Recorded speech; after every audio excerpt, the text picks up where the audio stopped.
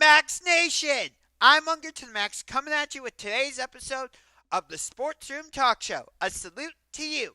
Now, before we get going, if you haven't done so already, make sure you punch that subscribe button like a UFC fighter, hit the like button with the Judas effect courtesy of Chris Jericho, and deliver a curb stomp to the notification bell courtesy of Seth freaking Rollins.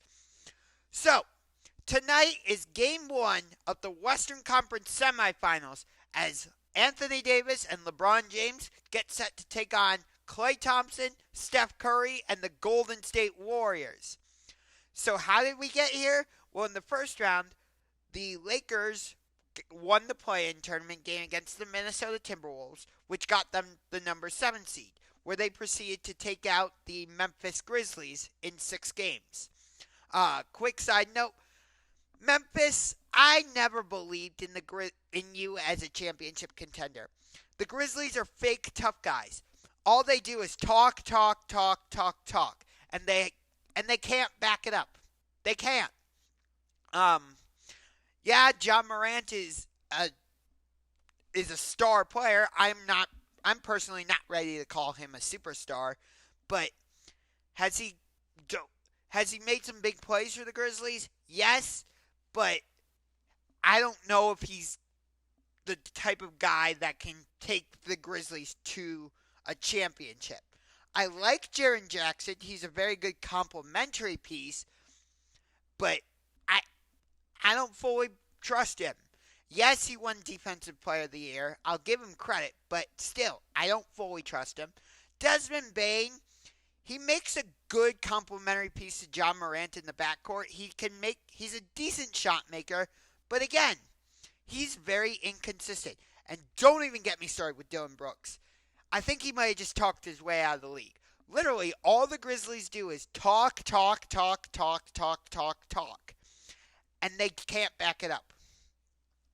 So, the Lakers took out the Grizzlies in 6 games.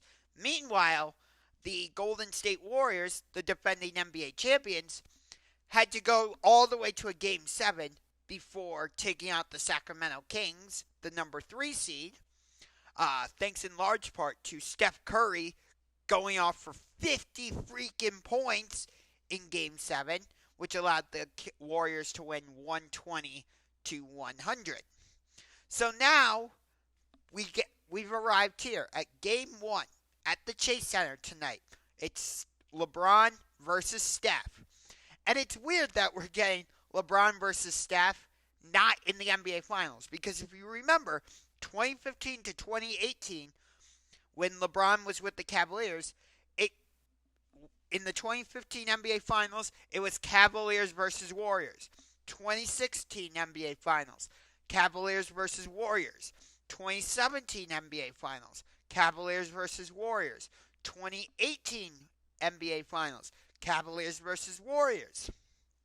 I think both teams would have ended up with 2 championships apiece if Kyrie Irving and Kevin Love did not get injured during the 2015 playoffs, which I know everybody's moved on, but Kelly Olynyk, you intentionally ripped Kevin Love's shoulder out of its socket. You were trying to hurt him, whether you admit it or not. I believe that.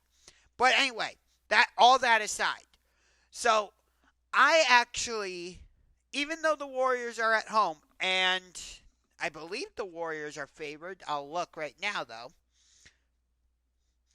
Give me a second.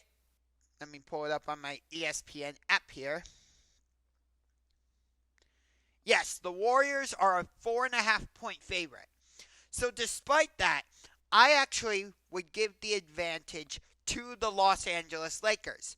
And here's why. The Warriors had to go all the way to a Game 7 against the Sacramento Kings. Granted, the distance between San Francisco and Sacramento is not that far, so travel issues weren't really a thing. And it wasn't a very physical series between the Warriors and Kings. That was more of an offensive showcase in who can outscore who. So I get all that. But still, the Warriors had to play Game 7 on Sunday afternoon.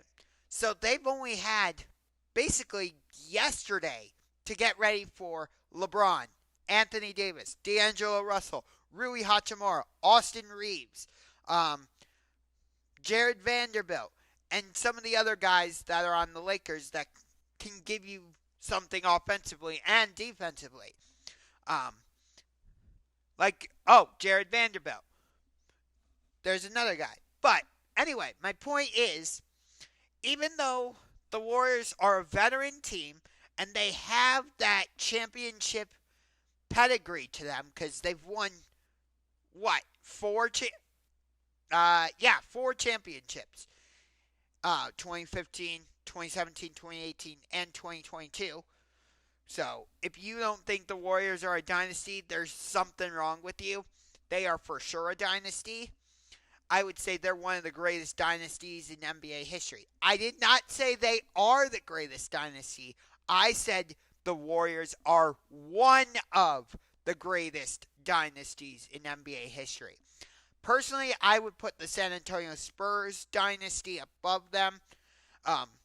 The Chicago Bulls dynasty I would put above them. I would say the Warriors dynasty is probably top 5.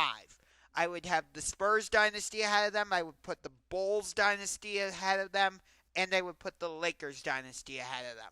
So I would say the Warriors dynasty, in my opinion, is top 4. But my overall point, though, is this.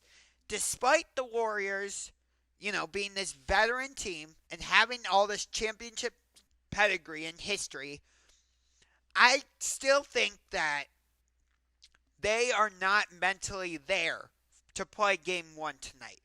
I think they're still going to be mentally and physically, to a certain extent, exhausted from having to go to a Game 7 against their Northern California counterparts, the Sacramento Kings, as I said. Plus, it took a 50-point game from Steph Curry to beat the Sacramento Kings. Now, again, I get it. There wasn't a lot of travel between Golden State and Sacramento, or more specifically San Francisco and Sacramento, and it was more of an offensive showcase in terms of the series. But still, I don't think the Warriors are going to fully be there tonight. So that's why I'm picking the Lakers in Game 1 tonight. That doesn't mean I'm picking the Lakers to win this series, because I'm not. I'm picking the Warriors in 7. I just think Golden State has a little more offensive firepower. So that's my take on the Lakers and the Warriors. Now let me get to the other Western Conference series, the Phoenix Suns and the Denver Nuggets. So Denver is up 2-0 because they held on to beat the Suns last night, 97-87, in a defensive slugfest where it seemed like neither team could make shots. Phoenix lost Chris Paul, so that's going to put more emphasis on Devin Booker and Kevin Durant. And this is where I think Denver has the edge. Now, let me say this. I gave Denver the edge before the series even began against Phoenix, mostly because I think Denver has more options. They have Nikola Jokic. They have Jamal Murray. They've got Michael Porter Jr., Kentavious Caldwell-Pope, Bruce Brown, Christian Braun, the rookie from Kansas. He can make shots. They can go to Thomas Bryant on the bench. So I think Denver has a lot more pieces to work with. Whereas Phoenix, they have Chris Paul when he's healthy, Kevin Durant, Devin Booker. Can you count on DeAndre Ayton? I don't think you can. So, yeah, Denver has a lot more. But even with all that being said, like I said, I still say that if Denver wins the series, then it means the season is a failure for the Phoenix Suns. I get it. The Suns are the number 4 seed. The Denver Nuggets are the 1 seed. So you're probably a little confused about how that would be a failure for the Suns. Well, it's because, think about it. The Suns went out and traded for arguably the best player in the NBA, Kevin freaking Durant. Although, I don't know if he's the best player because you've got Steph and LeBron still around. I think Giannis Antetokounmpo has been knocked down a few pegs because of what just happened with the Milwaukee Bucks losing to the Miami Heat. But regardless of how you arrange them, Kevin Durant is in that discussion. There's no denying that. So when you go out and add that type of talent, you better deliver. Now, I get it. Like, Kevin Durant got injured while he's been with the Suns, so they haven't been able to fully mesh together. But still, like, when you put together that type of talent, Devin Booker, Chris Paul, Kevin Durant, like, you better win a championship. I get it, like, they could come back stronger next year, but still, I'm saying that if the Suns do not win a championship this season, it's a failure for them. So that's going to do it for this episode of the Sports Room Talk Show. I'm Hungerton Max, and I will see you next time. A salute to you.